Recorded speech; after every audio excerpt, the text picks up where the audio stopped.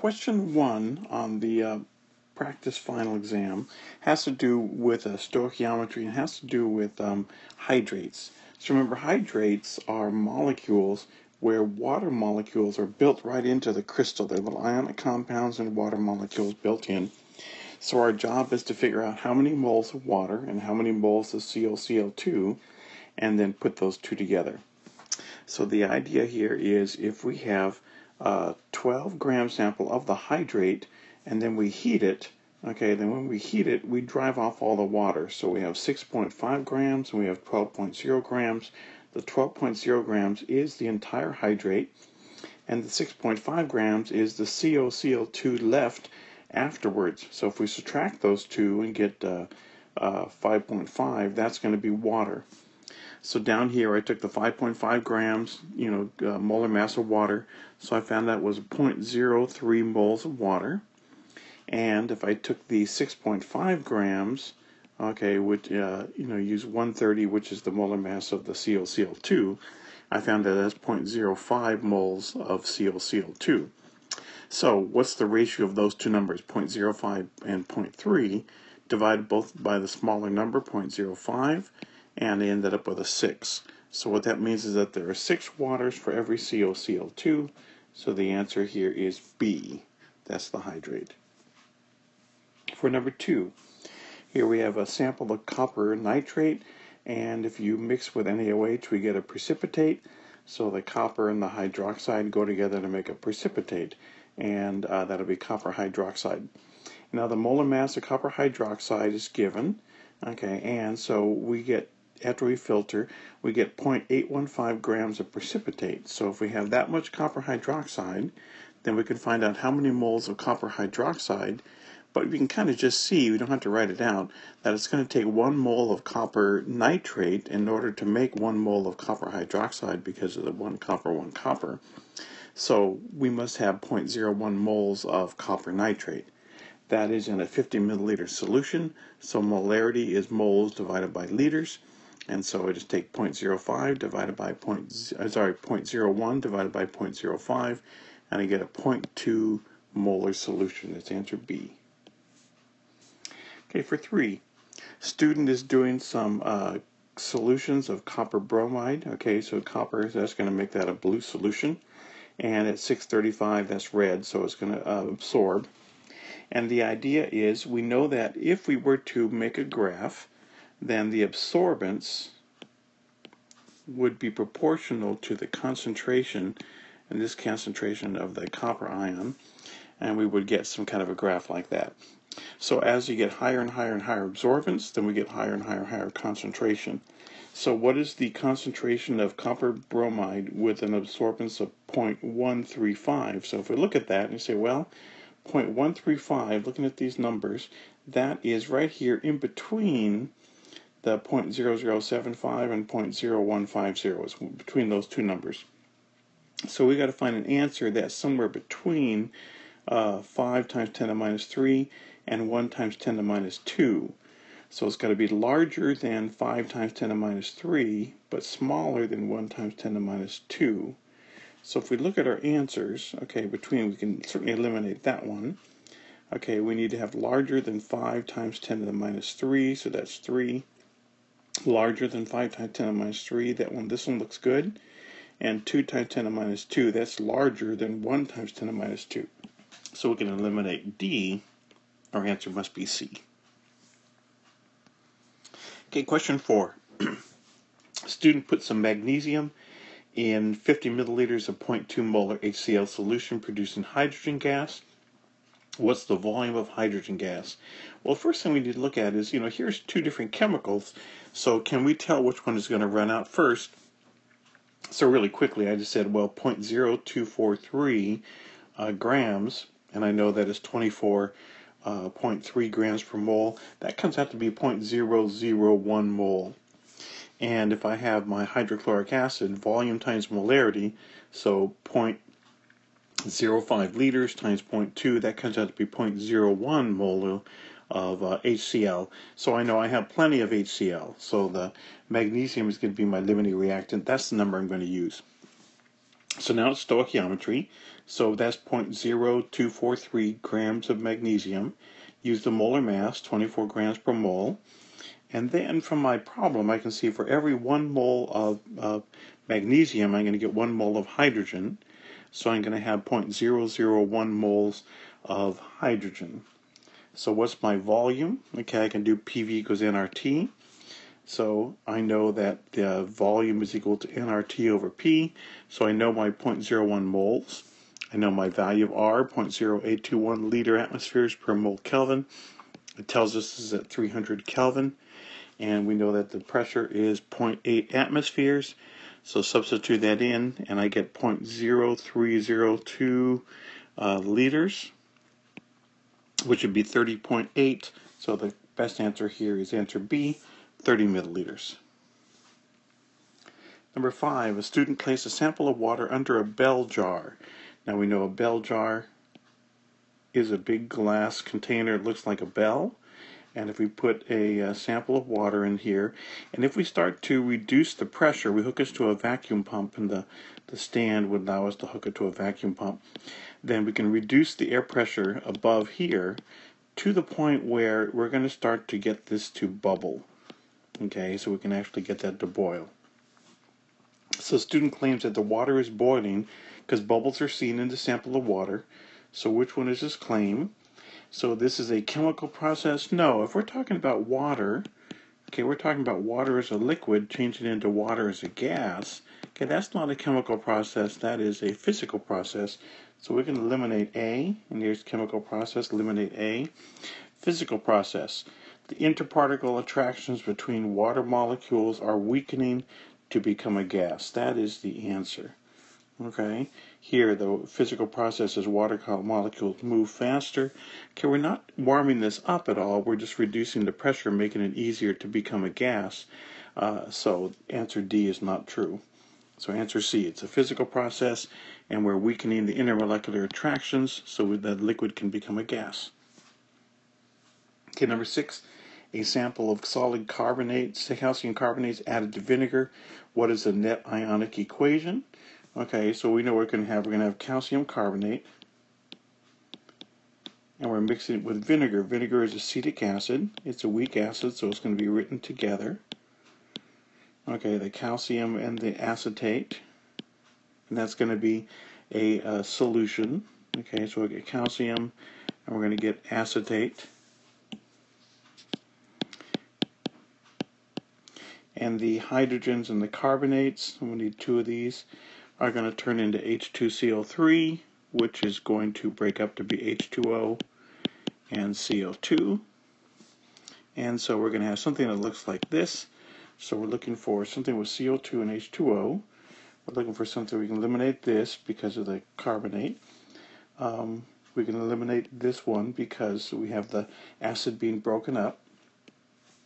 So of these other 2, okay, look, this one's forming H2CO3, but that would break up.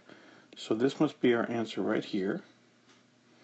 Calcium carbonate plus acid turns into CO2, H2O, calcium ions, and acetate ions. That's the right answer. For number 7, which of the following processes does nitrogen have the greatest increase in its oxidation state? Well, elements we know are going to be 0. Oxygens are -2, and there's 2 -2, so this nitrogen must be +4. Okay, here's hydrogens are +1, this must be -3. Oxygens are -2, and there's a 1 minus left over, so it must be +5. This is our answer. This is +2, oxygens -2, so nitrogen's +2, and oxygen's -2, so nitrogen must be +5. And here's hydrogen's +1, so this is -2, and here's -2 each, it's -8, that must be +4. So it's rising in each case, but what's the greatest increase is answer B, where it goes from the -3 state to the +5 state. Okay, what's the sum of the coefficients when this redox reaction is done? Okay, so we look at it and say, well, here's permanganate and manganese, and here's peroxide and oxygen. So that's our 2 starting places. And now we're going to continue with this, and we'll say, okay, on this one I'm going to need some oxygens, and I'm going to need 4 of them, so I'm going to put 4 waters. And if I have 4 waters, I'm going to need 8 hydrogen ions. Which side is more positive? The left side is positive 7, the right side is positive 2. So I'm going to need to add 5 electrons on this side. On my bottom, I have oxygens on both sides. Okay, so I'm going to need some hydrogens. The right side is more positive by 2, so I'm going to add 2 electrons. Now I need to go back and say, okay, in order to cancel my electrons, my entire bottom reaction has to be multiplied by 5. So that's going to become 10 electrons. That's going to be 10 hydrogens. It's going to be 5 O2s and 5 H2O2s. The top will be multiplied by 2. So it's going to be 10 electrons, 16 hydrogens, 2, 2, and 8. Now I'm going to put all these together. And my 10 electrons, those are going to cancel. I have 10 hydrogen ions and I have 16 hydrogen ions, so now that's a 6.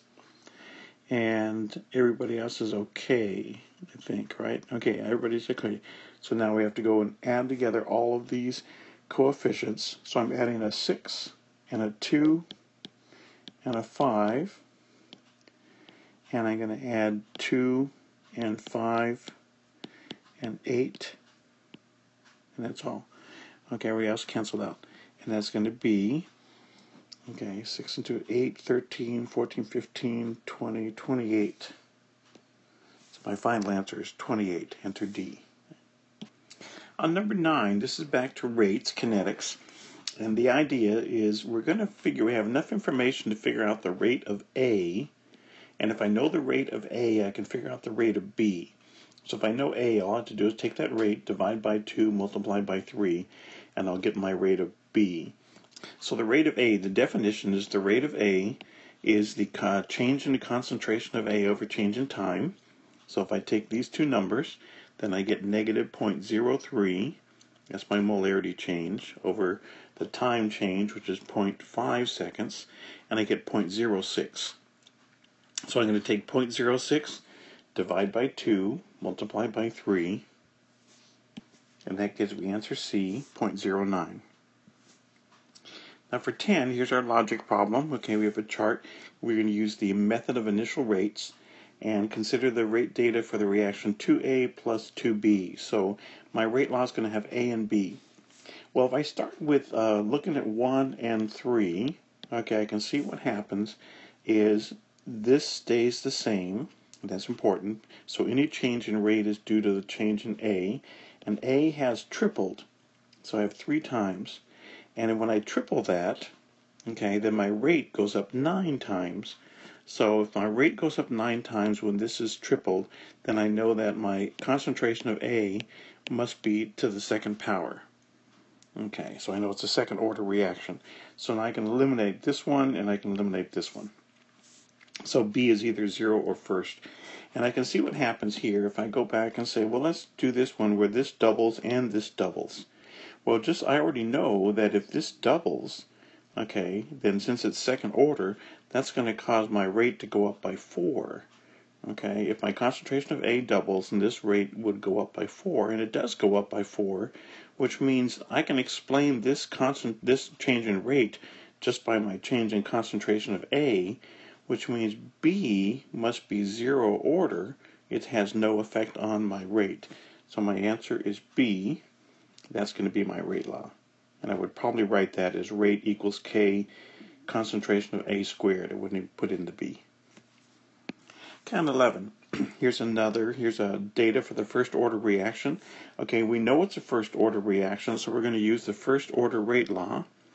And with that, we have some information already. So we know that the ln of A is -1, and we know that the ln of A at time 0 is 0, and the time for that to happen is 0.2 seconds. So if we substitute all that in, then we end up with -5. And they ask you, what is the magnitude of the rate constant? And so it is 5. So this is just kind of a plug and chug problem. Number 12, the mechanism for this reaction is given. So X turns into A turns into B, B turns into Y.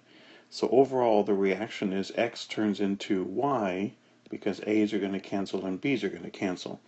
So the potential energy graph for this process, okay, so here I have X turns into A, so A is at this point, and then A turns into B, okay, and then B turns into Y.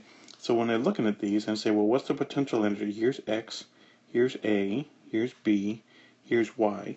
So increasing potential energy. So Y is the very lowest, and then I'm going to see B, then the next one is X, and the next one is A.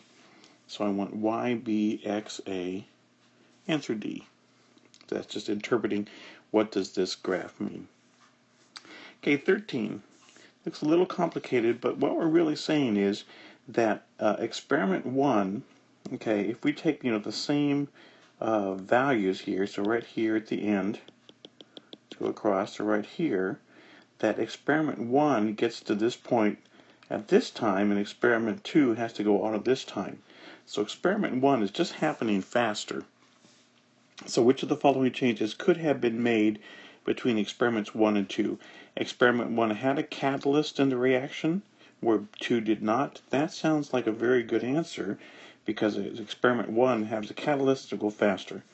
Experiment 1 had a higher initial concentration? No, because if it had different initial concentration, that beginning point would have been different. Lower initial concentration. Okay, 1 was at a lower temperature. No, if it was a lower temperature, it would have taken longer for the reaction to happen, not shorter time. So answer A is your best answer. 14. Consider the following proposed mechanism. Okay, so fast equilibrium in front of a slow step. So here's our slow step, and our rate law would look like our slow step, N2O4 and H2O. But here, our N2O4, that is an intermediate, so we don't want that in the rate law. So we go back to step 1, we write the K expression, so it's concentration of N2O4 divided by the concentration of NO2 squared. And we are going to solve for N2O4. So that is going to equal K, big K, times the concentration of NO2 squared. And we're going to substitute this in here. So we're going to get a rate law, which is rate equals, okay, little k, big K, concentration of NO2 squared, concentration of H2O. Okay, so we're looking for something that looks like these. Those two will turn into a new K. So NO2, second order for NO2, single order for H2O, and that looks like answer D. Okay, for 15, this is like a Hess's Law problem, and we're a couple implied equations, and that's important. So the Ka for HF, so that implies HF turning into H plus and F minus. Here's a number for that. And a KSP for PBF2 implies PBF2 solid turns into PB2 plus and 2 F minuses, and we have a number for that. We want to put these two equations together to get this equation. So we can see what happens is this first equation, okay, the HF, we need two HFs, and it's on the correct side, but we need two of them. So if we were to write this again and say 2HF turns into 2H pluses and a F, 2 F minuses, then if we had that doubled, if we're talking about my K, then that has to be squared. So it's 7 times 10 to the negative 4, that whole thing squared. Now my second equation, I need PBF2 on the right, but I have it on the left. So I'm going to have to reverse this, and I only need one of them, so that's okay. So I'm going to have PB2 plus 2F minus turns into PBF2. And if I'm going to do that, then I need 1 over my KSP, so 1 over 4 times 10 to the 8th. So I'm saying these two should work together now. So what do I have? 2F minuses, 2F minuses. So I have my equation, 2HF plus PB2 plus, those are my things, my reactants, turn into PBF2 and 2H pluses. Okay, so these are my reactions. So I need to multiply my two constants. So 7 times 10 to the minus 4 squared okay, times 1 over 4 times 10 to the 8th. So my K for this reaction is 7 times 10 to the negative 4 squared divided by 4 times 10 to the 8th. Okay, when I'm working this, I'm not getting any of the answers, and I have to go back and look at my work, and I can see that I made a little mistake. This should be 10 to the negative 8, so my logic is okay, but my number is wrong. So when I do that, then I get 12.25, which is going to come out to be 1.2 times 10 to the 1. Answer D. Okay, consider this reaction. Okay, which of the following changes would result in the greatest amount of CaO solid? So, Le Chatelier, which one of these is going to shift my reaction to the right? Okay, so adding calcium carbonate solid. Okay, adding a solid does not change the equilibrium. No. Decrease the volume. Okay, that's going to shift it to the side with fewer moles of gas. Well, this side has 1 mole, this side has 0 moles, so that's not going to work. That's going to shift it to the left. Raising the temperature. Okay, here is energy, so raising the temperature would shift it to the right, so this is my answer. And none of the changes would increase. No, that's not true. So the answer is C. For number 17, okay, this is the icebox problem. So it says we have a container where we have 1 atmosphere of all these gases, so I put them in, and it says at equilibrium my SO3 is 1.33. So if I know that's 1 and 1.33, this must be positive 0.33. Now if that's positive 0.33, I can fill in this entire change row. So 2 is to 2, 0.3 is to 0.3, so this is minus 0.33, and that makes this 0.67. And this is half of that, so half of 0.33 is 0.165, so this is minus 0.165, which makes this 0.855. So here's my Kp expression, okay, the SO3 squared over SO2 pressure squared and O2. I substitute in, and I get an answer of 4.719, okay, which is none of these answers. Okay, so Mr. Koo on the web page put 4.8. I would say it's 4.7. Okay, but the idea is that we made a mistake and there's no answer here. I should have checked too. Okay, number 18. A little bit of a math-heavy problem, but not tough. The idea, which one has the highest pH? So I always tell myself, okay, what does that mean? It means the most basic, the largest concentration of hydroxide. So what's going to happen here is if I can figure out the solubility, because I know my KSPs, then I can figure out what the hydroxide is. Because if I can figure out my solubility, this is going to be 2 times S and 2 times S and 3 times S and 3 times S. So the concentration will either be 2S or 3S. So I went through and did all these. This is a 1 to 2 compound, so the solubility is 4S cubed equals a KSP. And these are 1 to 3 compounds, so if I do S times 3S cubed, 27S to the 4th. So in each case, I calculated what S would be. This is my largest value of S, and the hydroxide would be 3 times this. Okay, well that's still going to be larger than this value, so, okay, because even 3 times this one is not as large as 3 times this one, so I know that that's better. And these two are already smaller than my 10 to the minus 8, and if I double them, that's not going to be larger than 3 times this value, so I know that my answer C, that is going to be the highest pH. Okay, 19. Barium sulfate is expected to be more soluble in which of the following? Okay, so I'm looking for a situation where something is going to reduce my barium concentration, or it's going to reduce my sulfate concentration in order to make my solution more soluble. Well, adding barium, that's not going to reduce my barium, okay? Adding HCl, let's look at that one in a minute. Adding KCl, no, that's not going to do anything because the chloride doesn't precipitate anybody. And adding HSO4, that one's actually not good because HSO4 will split up and that would increase my sulfate. So the answer better be B. We can see why, because if I had H's in solution, okay, those H's are going to react with my sulfates. So H's react with my sulfates and would actually turn it back into HSO4. So that would slightly reduce my sulfate. So yes, I would expect my barium sulfate to be more soluble in an acid solution, because sulfate comes from the weak acid HSO4-. Okay, 20. What's the maximum amount of KCl that can be added to a 50 milliliter sample of 0.2 molar lead nitrate? Okay, the KSP of lead chloride is 1.3 times 10 to the minus 5, and is telling me that my lead ion concentration is 0.2. So if I solve for X, then I get 8 times 10 to the minus 3 moles per liter. And I'm going to say, well, if that was a 50 milliliter solution, the number of moles, volume times molarity. So I'm going to take this number as my molarity, my volume 0.05 liters, and I get 0.0004 moles. And here's where we made another little mistake, sorry. Okay, so none of these answers is true. The answer would be 0.0004 moles. Okay, which of the following has a pH greater than 7? Greater than 7 means that we have a basic solution. So who's going to be basic? Well, this is an alcohol. That's going to be neutral. This is from a strong acid. Both the sodium and the chlorate come from strong acid, strong base. That's going to be neutral. And ammonium, that is going to be the conjugate acid of a weak base. So that's going to be acidic.